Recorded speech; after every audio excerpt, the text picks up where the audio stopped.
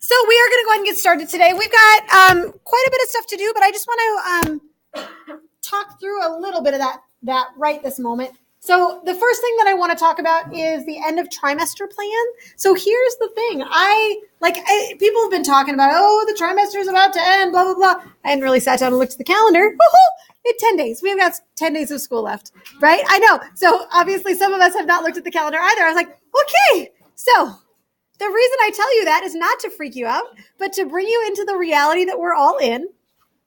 I wanted to look at our class calendar with you so that you know kind of where we're at and what we have left to do before the end of the trimester. So on last week, we did some introduction to circular motion. We defined centripetal acceleration and force, and these were the homework assignments that I'd given you. This has all been updated on Canvas, so you've got it now. Today, we're going to do some problem solving with circular motion, and then the plan is to do a lab. It'll probably be about a 2-day lab, maybe a day and a half, we'll see, on Tuesday and Wednesday of this week. I am aware, and I have looked at the weather forecast, and I am just going to assume that we're going to have school every day this week. As you know, if we don't have school, please make sure that you check your email by after 9 a.m., and if there's anything that I need you to do that day, then I will send you an email that way so that you know. I'm not intending to, pound through stuff if we can't get there, but at the same time, we do need to get through this standard before our trimester ends. Does that make sense? So I have a little bit of wiggle room in terms of what content I teach, but we definitely will get through this part, hopefully that part as well. So there's homework up here for each day. My plan, just kind of looking at an actual, calendars help me to kind of visualize what's going on. So hopefully this is helpful for you as well. So today is the 18th, obviously. The last day of our trimester is the 1st. Okay, they pushed it back a little tiny bit. I don't know if you were aware of that, but they did. So we don't have school on the 4th.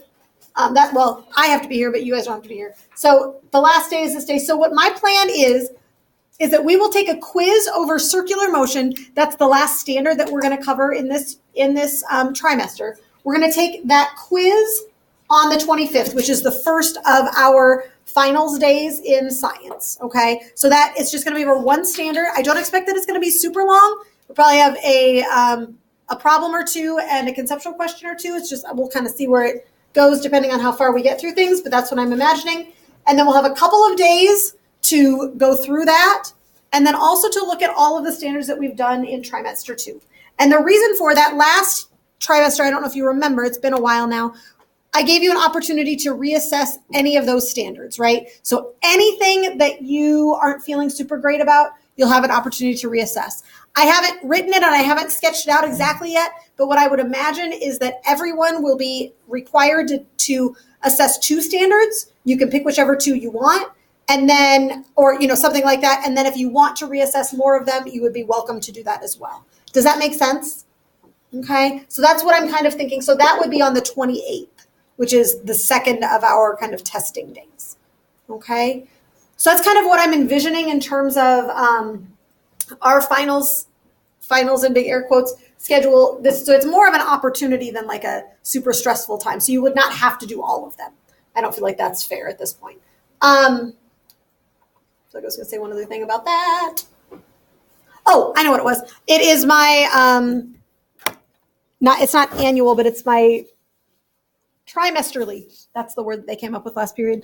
By trimesterly, big apology about the fact that, Power School and I just we don't hang out a lot together. And it's nothing personal against Power School. It's just, I'm writing tests all the time and I'm, trying to grade tests. And so we don't hang out. So your Power School is pretty close to being up to date, although I forgot your tests here this weekend and didn't come back up to get them. So I will put those in and then everything should be up to date.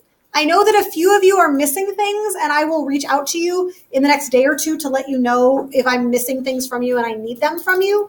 But that will then give you an opportunity to see kind of where you're at. And like I said, we just have one more standard left to do this trimester. Does that make sense to everybody? Does that seem fair? And again, I apologize, but it's just reality as it is. Okay. All right, we're going to jump in and do some physics then, if we're okay with all of that logistical business.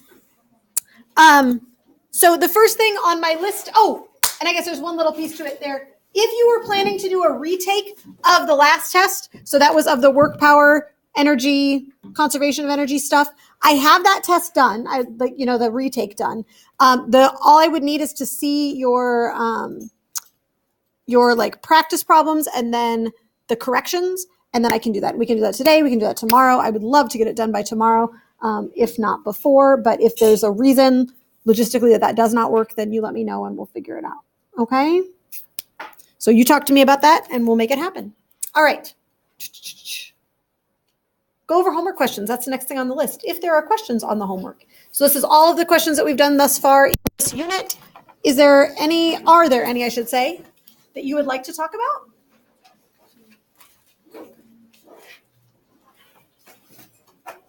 Do you just want the answers? You could just ask. I could tell you the answers. Would you like that? Yeah. Sure, I'll do it. All right, let's take a look. I'm just going to pull the answers out here. You might have a textbook in front of you. If you do, that's awesome. And if you don't, you could make that a thing. 228 and 230, those are the ones you're talking about mostly? Yeah. Here, let's do it over here. So 228, number 3.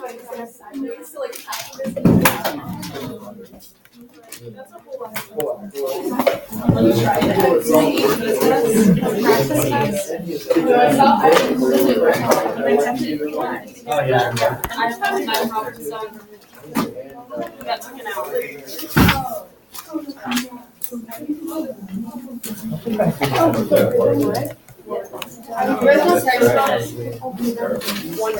You guys want a textbook? All right. There you go. That's what you wanted, right? Okay. Yep, you're welcome, of course. All right, my friends. Questions? Are there any of those? These 4 were kind of conceptual, so they don't have like numerical answers. These ones do. So if there are any of them, any at all that you want to go over, any of those, 8 questions? I'm very happy to. Unless they went well, and then we can move on.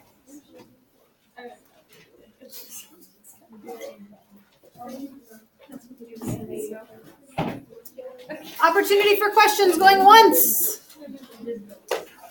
Going twice. I'm very happy to answer them if you have questions, but I also don't want to waste lots of time sitting here while you chatter if there are no specific questions that you have for me.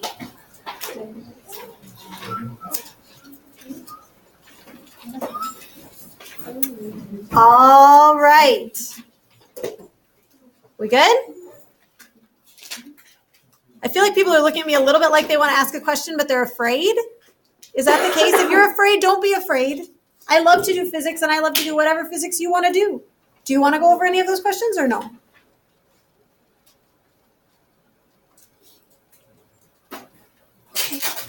I'm going to assume based on that silence that we're all good. So we're just going to keep cruising.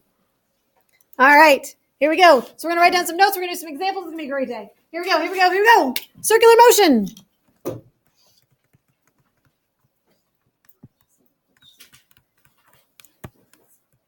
What do you know about it? We've talked about it for a few days. We had a couple days off there, so just want to make sure we've got some stuff written down.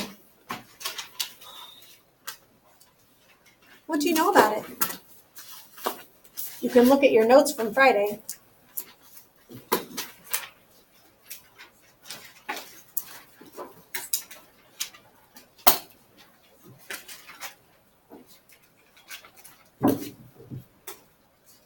Josie, what's one thing you know about circular motion? There's a change in direction. Absolutely. There's a change in direction. And because there's a change in direction, can we say that there's an acceleration, that object experiences an acceleration? Is that fair?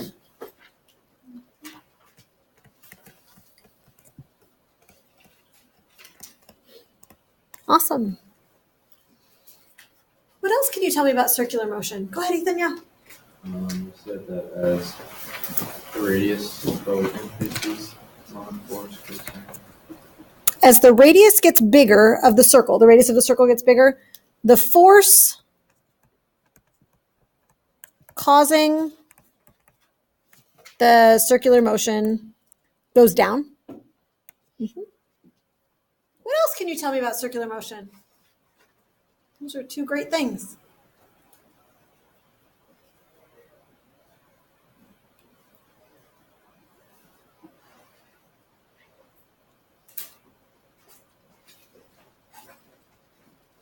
I'll let you talk at your tables for just a minute. Come up with at least two more things. They can be specific or general. Now just see if you can come up with two more things. Talk to your table mates. Then I'm going to have free reign to call on whoever I want. So make sure you've got something.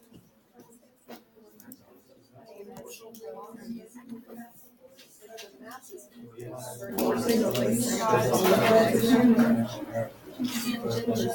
was the again? I met my chief on Saturday and now it's a lot of That's the worst. So I'm not trying to listen in. All right. Let's come back together. Thomas, what did you guys say back there? As velocity goes up, force goes up. As velocity increases, the force causing the centripetal motion, the circular motion increases. Awesome. Melissa, what's something you guys said?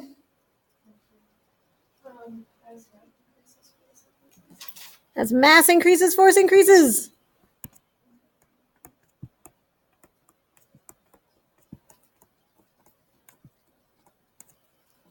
All right. We're just going to keep writing stuff. Let's see. Megan, what'd you guys say? Something about tangential something. Something about tangential something. Okay, let's go back to it.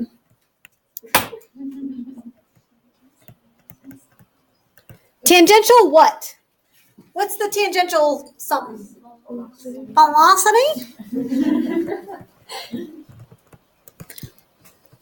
That means that when something's moving in a circle, its velocity, the speed and direction it wants to go, is always going to be tangent or perpendicular to the radius of the circle, right? So if you've got your circular motion here, and here's your object that's moving, so let's maybe say it's a yo-yo or something like that, for example, then the velocity tangential is going to go like this. So it's always going to be perpendicular to the radius. Absolutely. Zach, what's another thing that your table said?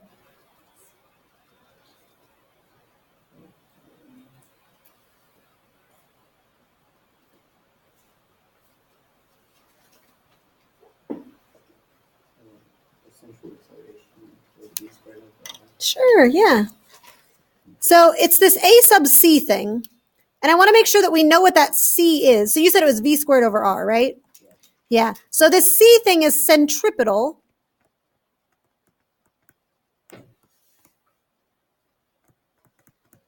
Remember, centripetal means what? Center seeking. Center seeking. So centripetal acceleration, when you have circular motion, there's always acceleration, and it's always pointing towards the center of the circle.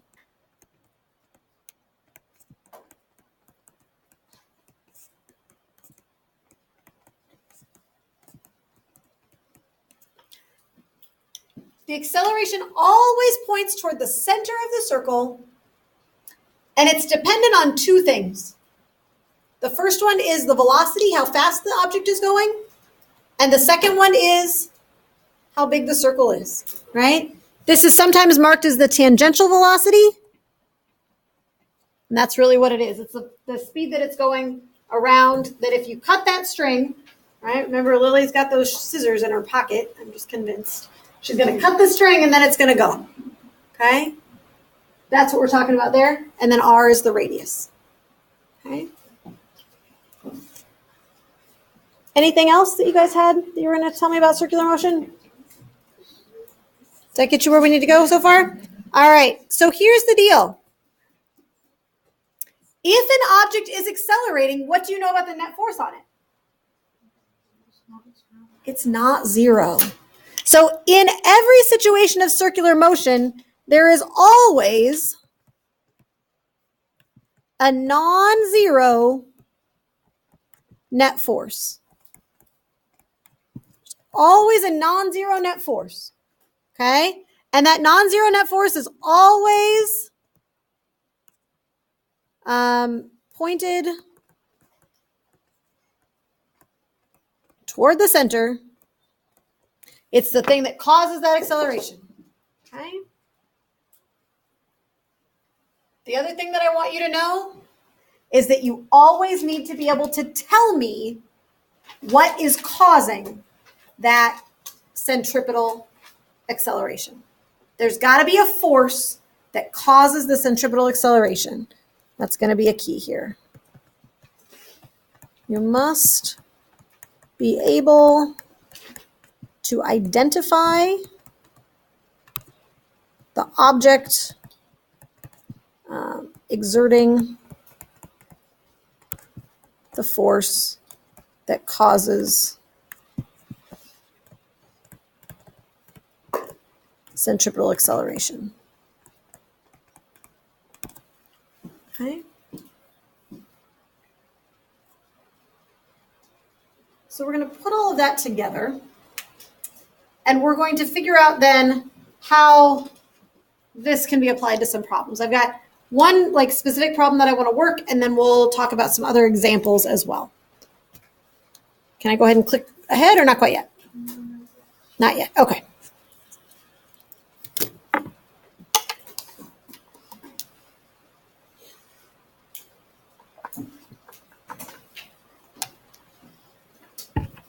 All right. Yeah, sweet. Okay, here we go. So these will hopefully get increasingly more relevant to your life, but I don't know all of your background. I don't know if sometimes throughout the day, throughout your year, you like to go into jungles and swing on vines. If that's something that you do, because that's something that you enjoy, then this problem will be very relevant for your life. Otherwise, we're just going to go with it. I got all of these problems from different places. I've just been collecting them over the years, and they're good, solid physics problems, but they're a little bit silly, some of them. Jill of the jungle. So, like, think Tarzan, but it's, you know, you got to represent. Oh, yeah, George of the jungle, all those. Yeah, so this is Jill. She swings on a vine that's 6.5 meters long. The question says, what is the tension in the vine if Jill, whose mass is 61 kilograms, is moving at 2.4 meters per second when the vine is vertical? So there's a lot of information there, and a lot of, for a first time of doing a problem like this, like, what? When you read a problem and you don't have any idea where to start, what are a good couple places to start? Givens and a picture. Let's do the givens first. Who's got a given? Go, Zach. It is. Why do you know that's the radius?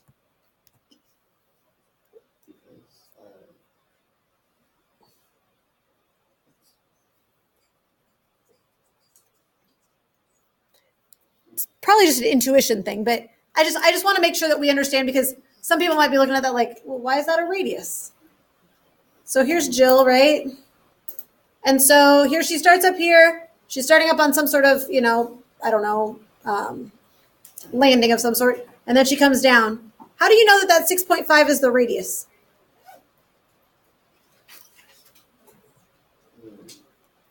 Because it's like the vine is hanging from the tree branch, so it doesn't go completely up and down. Yeah, that's awesome. Yeah, and I wasn't trying to put you on the spot in an awkward way, but yes, you're exactly right? So there's a tree branch. I'm just going to start the picture, but we won't do all the picture stuff yet.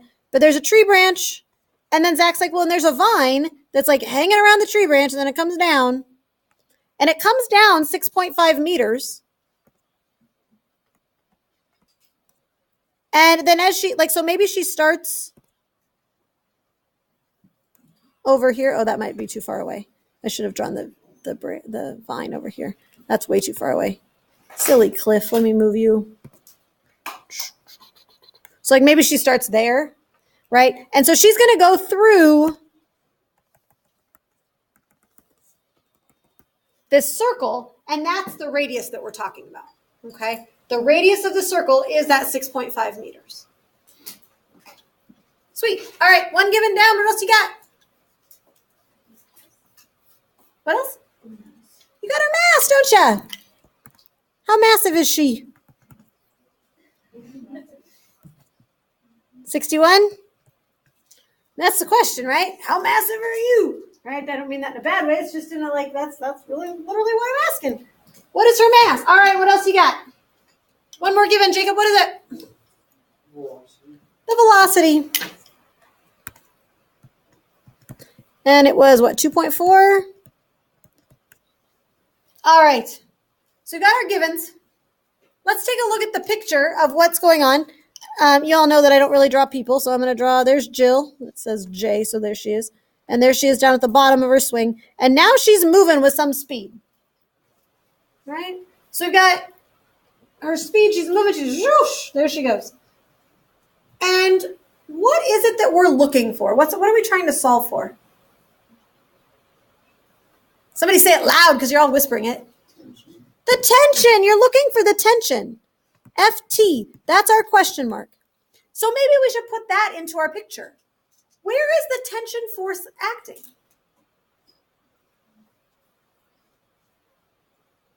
What'd you say, Megan? Oh, you were acting something out that looked lovely. Yeah. I thought it was down, but I don't. Is it up? Maybe. I don't know. Let's figure it out. So here's Jill. And here's the vine, right? And here's the you guys can imagine things, right? Which way does the tension pull? Pulls up. Yep. Tension always pulls along a string, right? Always away from the object and along the string. That's all it is. And I don't mean that in a like, how did you not know it way, but in a, I'm trying to make it easier for you to understand way. So the tension is always going to pull along the string away from the object. There you go. Boom. Are there any other forces, now that we're drawing forces, are there any other forces acting on Jill?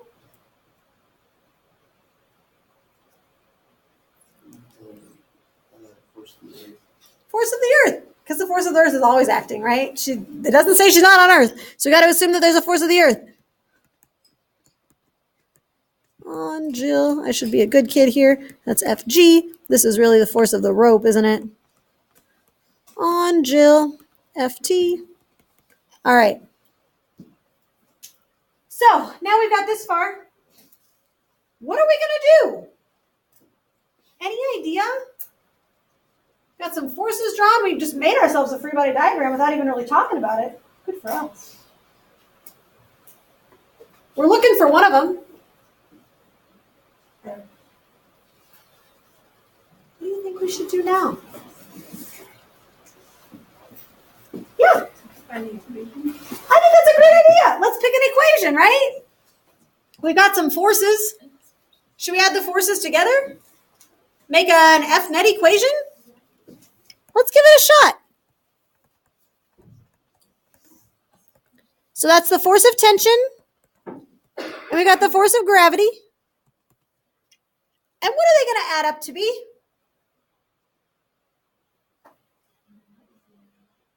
What'd you say? Not zero. Not zero, she said. That was decisive. I'm going to write that down, and then I'm going to ask, why not?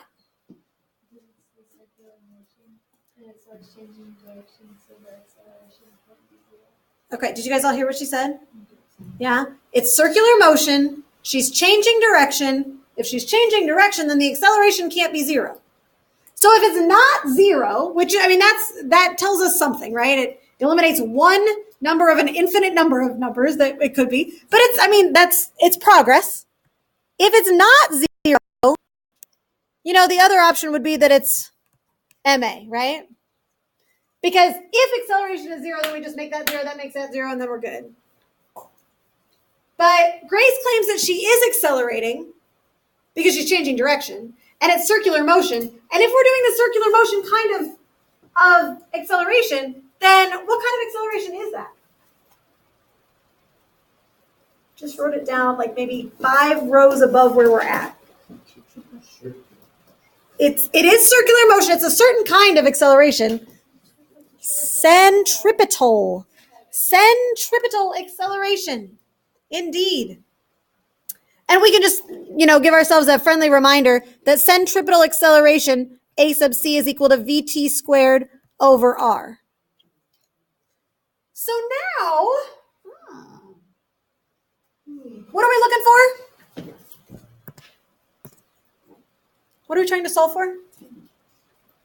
Your Gibbons list, it's got an unknown on it. FT? You guys are so quiet today. What's the deal? Tired?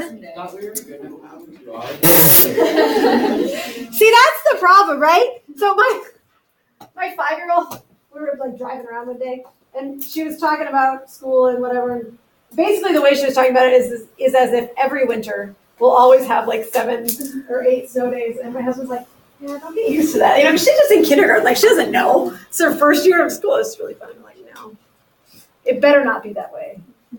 I don't have time for that. All right. So you're tired. You're gonna wake up now. So wake up and be loud. We're looking for tension. Do we know FG? Yes. Yeah? Is it on our list? No. But do we know how to find it? Yeah, we do. How do you find FG? It's been a while since we've done this. Right? Do we know the mass? We don't know A sub c, but do we know VT? And do we know R? We got it all! We're there. Now, there's one more piece. One more piece we have to pay attention to, and that's the direction that everything's going. The tension force is pushing up or down. So we'll call that positive. FG is pushing up or down? Down. So we're going to make that one negative. And now here's the big one. Is the net force up or down? Up. I hear one lone voice yelling up. Why up? Why up, Kaylee? Why? Because it wants to. I mean, you're not wrong, but I don't want to anthropomorphize the acceleration.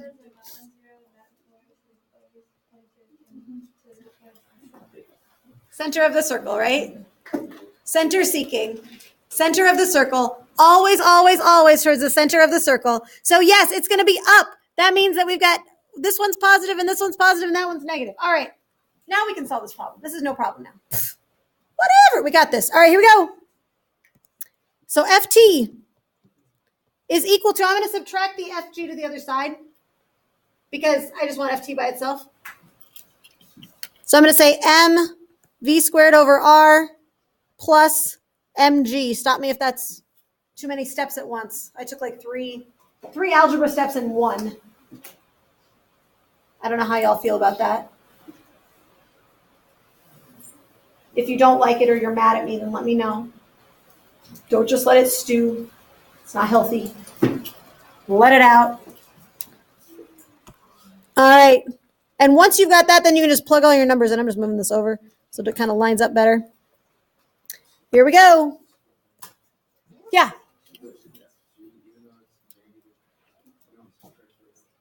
So the FG I subtracted to the other side, which makes it positive. Is that okay? Yeah, thank you for asking that. Yeah, so it was negative when it was on the left-hand side. So when I move it over to the right-hand side, then it's going to become positive. Now, so let's just plug in our numbers. Here we go. Are you ready, Sam? Yeah. Awesome. 61 kilograms times 2.4 meters per second. Don't forget to square that one. Just that number, but just that one. Divided by the radius is, what, 6.5 meters?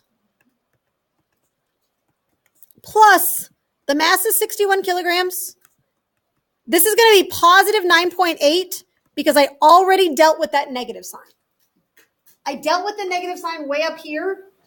So now everything's happy and good. So this is going to be positive value. If you don't have your calculators out and if you haven't started pushing buttons yet, make that happen. Find that force.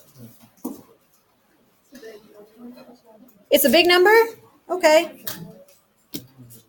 Question. F sub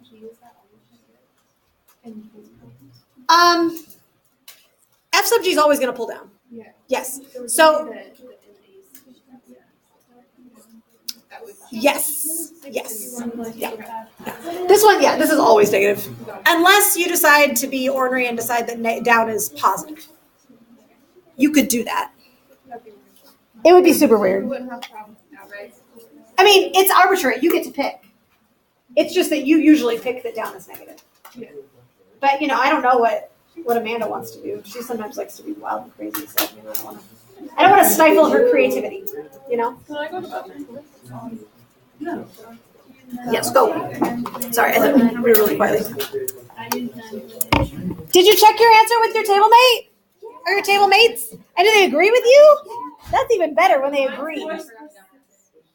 Oh. Oh, okay.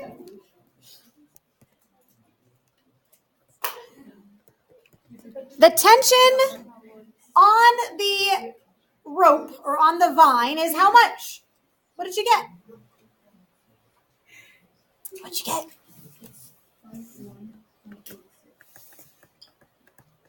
Is that how specific yours was, Kaylee? No. He's 9.81. Oh, whatever. That's what we said. All right. How are we doing? Did we all get something like this, like 652-ish? That's what I would have written down because I'm lazy. Okay. All right. My next question for you is, are you ready? How does this value compare to the tension value if Jane is just hanging on the vine? How does this tension value compare to the value if Jane was just hanging on the vine? Just like this. Okay. Talk to your table mates and see if you can figure that out.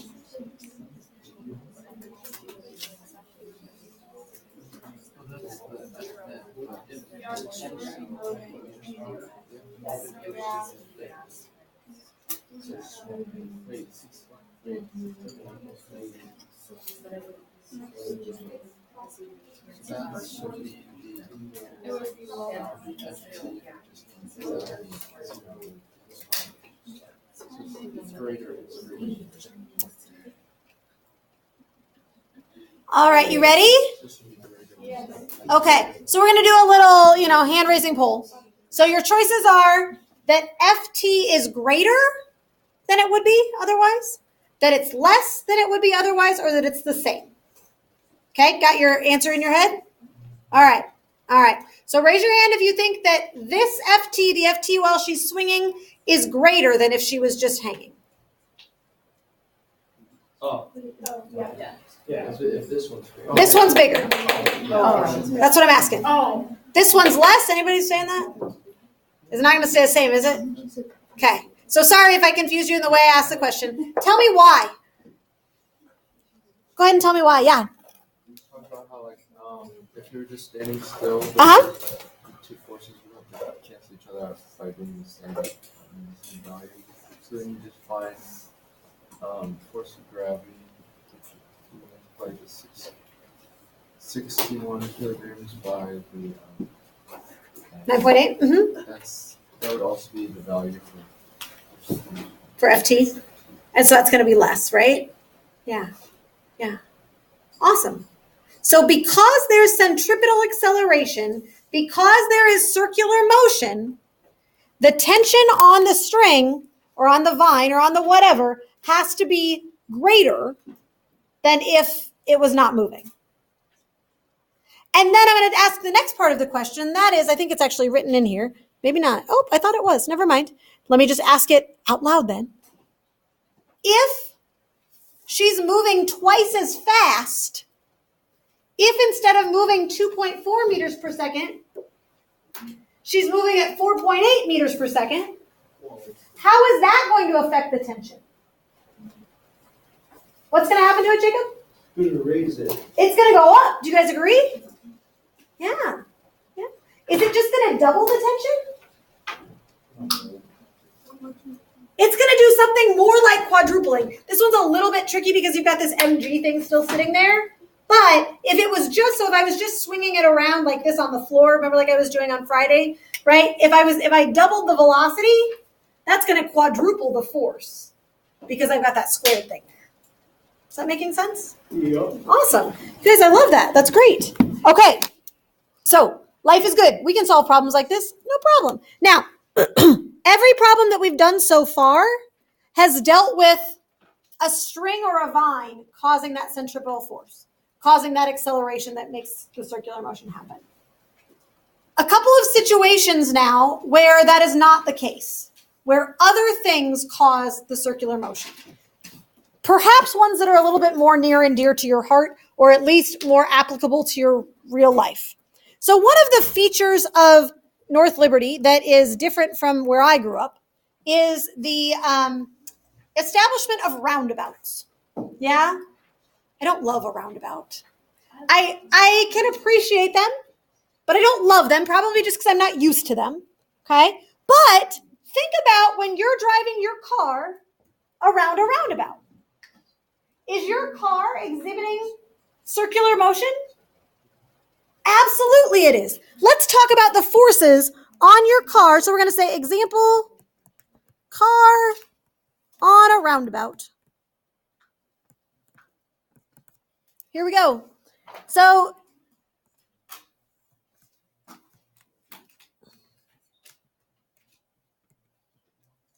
there you are. There's your car.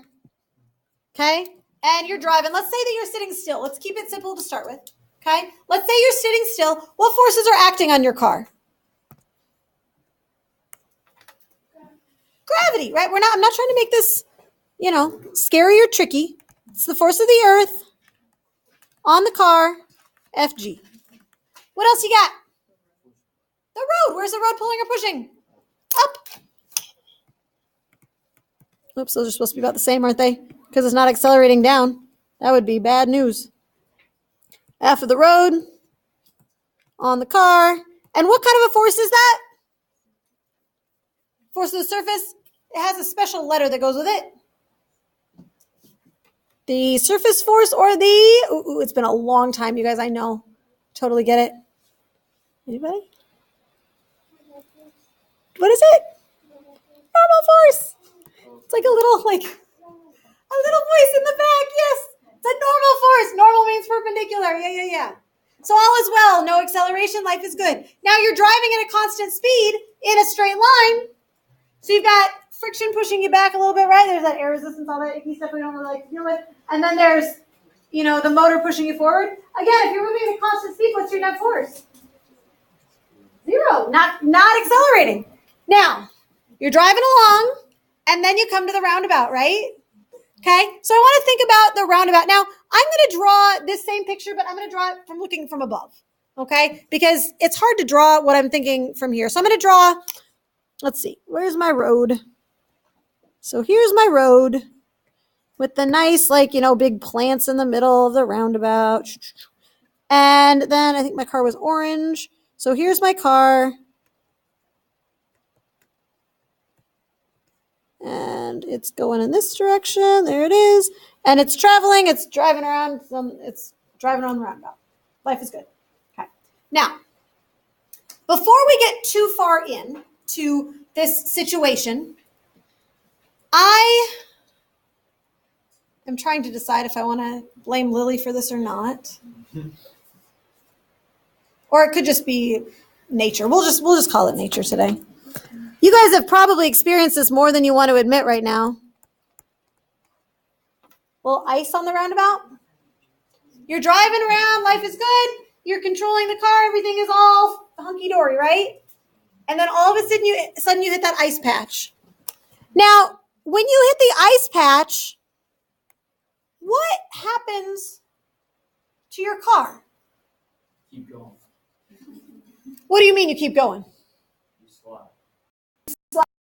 So by keep going, do you mean you're going to just go around this curve like nothing happened? No. By keep going, you mean that when you get here, then you're going to go where? You're going to go straight forward. You with me there? Yeah. So your car, here it is. It's going. Life is fine. All is well. Oh, rats, right? Now you're turning your wheel just like you normally would. No big deal. You didn't see that ice. You didn't have time to prepare for it. And so your car, instead of going in its nice happy motion, it does not do that. It's an object that just wants to keep going unless it's acted upon by an outside force, and that force is no longer there. And so where does it go? Bing, right? It just follows its tangential velocity, right? That's just what happens. That's what physics says it's going to happen. That's the tangential velocity right there. We eliminated something. We eliminated the force that was causing that centripetal acceleration. Is there a string attached to your car? It's not like you have to wait to get to a roundabout and then hook your car up to a string for the string to pull your car around the roundabout. Talk about inefficient, right? And weird and doesn't make any sense. There's not a string that's pulling your car around the roundabout. Now, that could be a thing. Right? If you just put your car in, like you just said, go, and so you weren't driving, and you just hooked it up to a string, then the string could pull your car around a circle. You with me there? Yeah, it could happen. But there is no string in a roundabout. What is it that pulls your car that keeps it going in that circle as opposed to following that straight line path? What is it that I eliminate when I add ice? I eliminate friction. You with me there? Okay. When there's no friction, there's no force to pull this car in towards the center. But down here, when I was going around, before I hit that icy patch, the other force, so if I was going to look at this one, if I was going to draw a free body diagram from here, I'd have the gravity pulling in or pushing in and the normal force pulling out. You with me there? And then I would have one other force, and that force would be the force of friction pulling in toward the center of the roundabout. This is the force of the road on the car, FF. How are we doing? Are we okay? Okay. Now, this also leads to another conversation that I think is a really important one. But, yeah, I'm just going to go with it right here. Okay. So, how many of you, I don't ever want to make assumptions about family dynamics, but I'm going to a little bit. How many of you are younger siblings? Or if you are a younger sibling, okay? If you are a younger sibling, how many of you ever had the experience of sitting in the back seat of the car, like this is after you're out of your car seat, so we're just kind of in the back, and you're going around a curve, and what happens? Yeah! And it's really not very fun. Apparently there's a name for this. This is what I learned last period. Jello, I'd never heard of that before. I just never heard that name for it before. It must be like an Eastern Iowa thing. I don't know.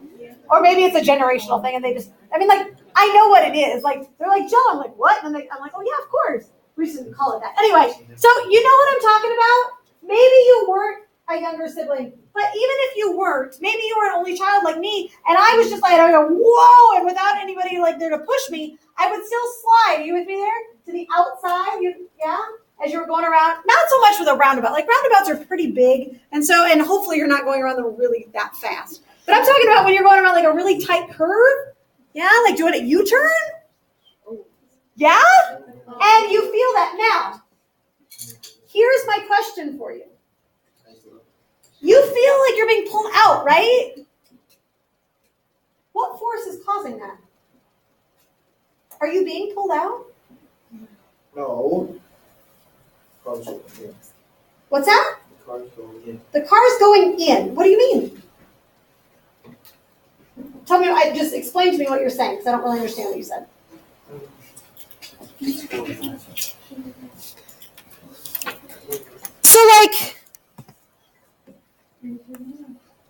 So this is a cross section of the car, and here's Jacob. There he is sitting in the car, and the car is going to turn this way. Where's Jacob going to go? That way, right? So this is kind of like the before picture, and then the after picture. Oops, the car got bigger. Sorry about that. What are you going to do? It's like him like smashed up against the wall here. I know. I'm just saying, we're just imagining. It's not a safe story. Now, why did he get pushed out there? What pushes him? What pushed him out there? Doesn't he just want to keep going in the same direction, but the car moves? Yeah, that silly car gets in the way, right? Or that silly car is in the way, and that's good. Because if the door wasn't there, like imagine in a Jeep, like one of those Jeeps without the doors. If you're not buckled into something like that, holy bananas, what's going to happen to you? You're going to fall out of the car because there's nothing there to hold you in. Do you see what I'm saying? So it's not, and this is a big thing, you guys. It's not that something's pushing you out. In fact, it's exactly the opposite. You're just an object. I'm not trying to discount your humanity. I want to make that very clear. But in this case, you're just an object that wants to go in a straight line, right? Because that's what objects do. You want to go in a straight line, and the door gets in your way. And then you get in your sibling's way. And then if you've got your sibling pushing on you one way, you with me there? Then that's when it can be a little bit problematic. Okay? It feels like there's a force pulling you out. It feels like there's a force pulling you out, but there is no force pulling you out, right? Okay? I want to make that really, really clear, and I want to write that down so we really know that. So going around a tight curve,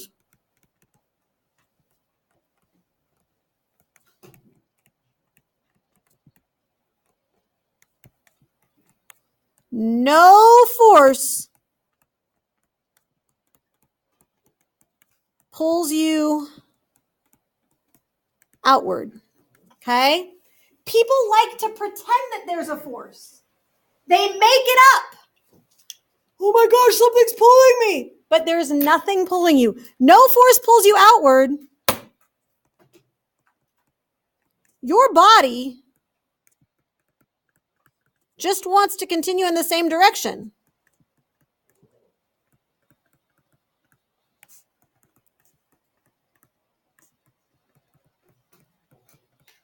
Your body doesn't want to accelerate. It doesn't want to change direction. And it's not going to change direction unless what happens? Unless there's a force, right? A is going to equal 0 if F net is 0. A is not going to equal 0, and by that I mean you're going to go in a circle.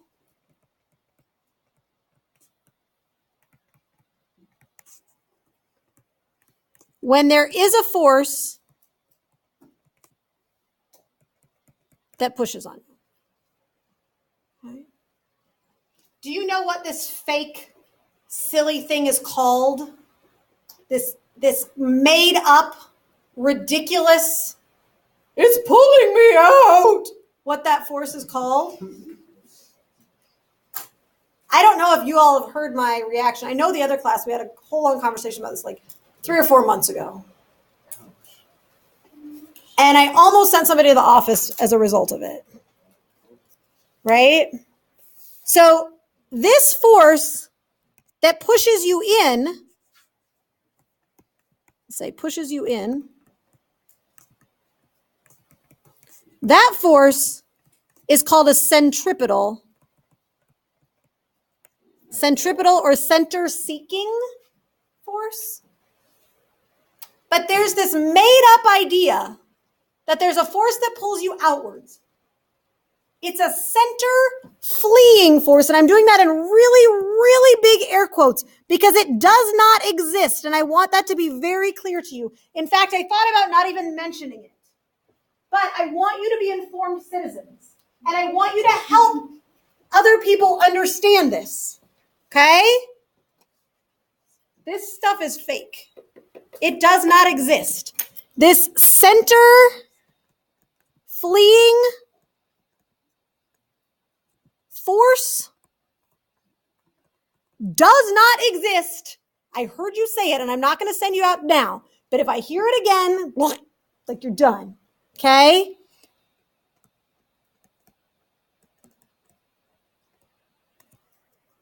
I'm going to say it one time and one time only. Okay?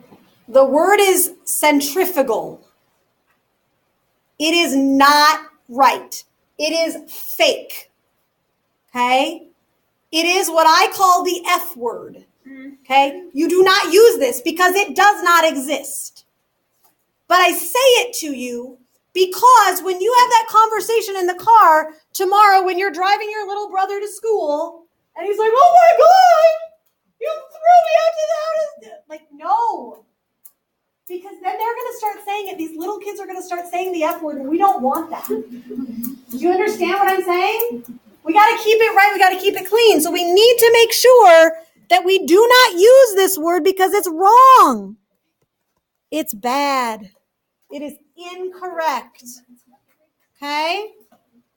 One more quick example. We'll talk a little bit more about it tomorrow, but I want you to think about it tonight, and I want you to think about it right now as well. There was a very old and fantastic ride that used to exist at Adventureland. Oh, Silly Silo. The Silly Silo, right? Now, I want you to think about this. Don't pack up. I want you to listen for just a second. So for those of you that did never have the opportunity or had no inclination to ride this thing, just a quick version of what it is. It's a big circular room. You walk in through a door and then you stand there. I mean, that's really all you do, right? But what happens to the room? It starts to spin. And as it spins, assuming you didn't have like too many funnel cakes right before you walked in, and you're not worried about your stomach, what do you feel? Before that, even before the floor comes out, what do you feel? You feel like there's a force, don't you? It feels like there's something pushing you out onto the wall. Is there? No. No! Are you glad the wall is there? Yeah. Because if the wall isn't there, where would you go? Straight out and then down. Indeed. Indeed. All right, my friends. So why don't you feel like going that way? What's that? Oh my Maybe God. towards the other How are you so like Because the wall is there to hold you in. Yeah, yeah. We will start there tomorrow, you guys. I hope you have a great day. And remember,